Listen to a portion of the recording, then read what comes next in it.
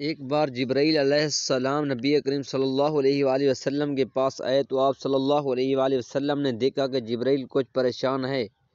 آپ صلی اللہ علیہ وآلہ وسلم نے فرمایا جبرائیل کیا معاملہ ہے کہ آج میں آپ کو غم زدہ دیکھ رہا ہوں؟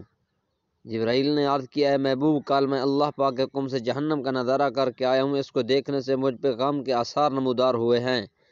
نبی کریم صلی اللہ علیہ وآلہ وسلم نے فرمایا جبرائیل مجھے بھی جہنم کے حالات بتاؤ۔ جبرائیل نے عرض کی جہنم کے کل 7 درجے ہیں، ان میں جو سب سے نیچے والا درجہ ہے اللہ اس میں منافقوں کو رکھے گا، اس سے اوپر والے 6 درجے میں اللہ تعالی مشرک لوگوں کو ڈالیں گے، اس سے اوپر 5ویں درجے میں اللہ سورج اور چاند کی پرستش کرنے والوں کو ڈالیں گے، 4تھے درجے میں اللہ پاک آتش پرست لوگوں کو ڈالیں گے، 3رے درجے میں اللہ پاک یہود کو ڈالیں گے، 2 درجے میں اللہ تعالیٰ عیسائیوں کو ڈالیں گے۔ یہ کہہ کر جبرائیل علیہ السلام خاموش ہو گئے تو نبی کریم صلی اللہ علیہ وسلم نے پوچھا جبرائیل آپ خاموش کیوں ہو گئے؟ مجھے بتاؤ کہ پہلے درجے میں کون ہوگا؟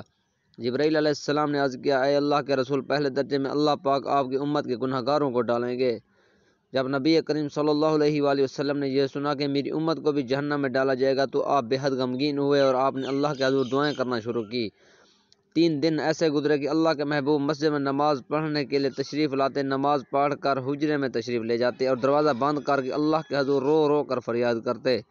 صحابہ حیران تھے کہ نبی کریم پہ یہ کیسی کیفیت طاری ہوئی ہے، مسجد سے حجرے جاتے ہیں، گھر بھی تشریف لے کر نہیں جا رہے۔ جب تیسرا دن ہوا تو سیدنا ابو بکر سے رہا نہیں گیا تو وہ دروازے پہ آئے، دستک دی اور سلام کیا لیکن سلام کا جواب نہیں آیا۔ آپ روتے ہوئے سیدنا عمر کے پاس آئے اور فرمایا کہ میں نے سلام کیا لیکن سلام کا جواب نہ پایا، لہٰذا آپ جائیں، آپ کو ہو سکتا ہے سلام کا جواب مل جائے۔ آپ گئے تو آپ نے 3 بار سلام کیا لیکن جواب نہ آیا۔ حضرت عمر نے سلمان فارسی کو بھیجا لیکن پھر بھی سلام کا جواب نہ آیا۔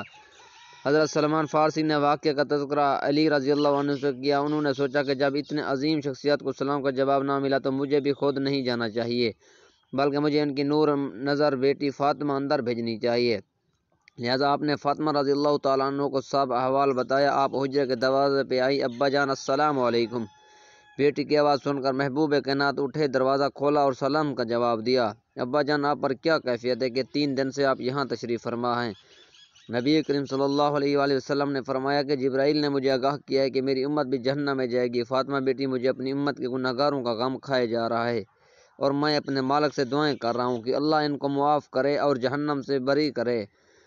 آپ پھر سجدے میں چلے گئے اور رونا شروع کیا، یا اللہ میری امت، یا اللہ میری امت کے گناہ گاروں پہ رحم کر، ان کو جہنم سے آزاد کر کے اتنے میں حکم آ گیا وَلَسَوْفَ يُؤْتِيكَ رَبُّكَ فَتَرْضَىٰ، اے میرے محبوب غم نہ کر، میں تم کو اتنا عطا کر دوں گا کہ آپ راضی ہو جائیں گے۔ آپ خوشی سے کھیل اٹھے اور فرمایا لوگوں اللہ نے مجھ سے وعدہ کر لیا ہے کہ وہ روز قیامت مجھے میری امت کے معاملے میں خوب راضی کریں گے اور میں نے اس وقت تک راضی نہیں ہونا جب تک میرا آخری امتی بھی جنت میں نہ چلا جائے۔ لکھتے ہوئے آنکھوں سے آنسو آ گئے کہ ہمارا نبی اتنا شفیق اور غم محسوس کرنے والا ہے اور بدلے میں ہم نے ان کو کیا دیا ہے۔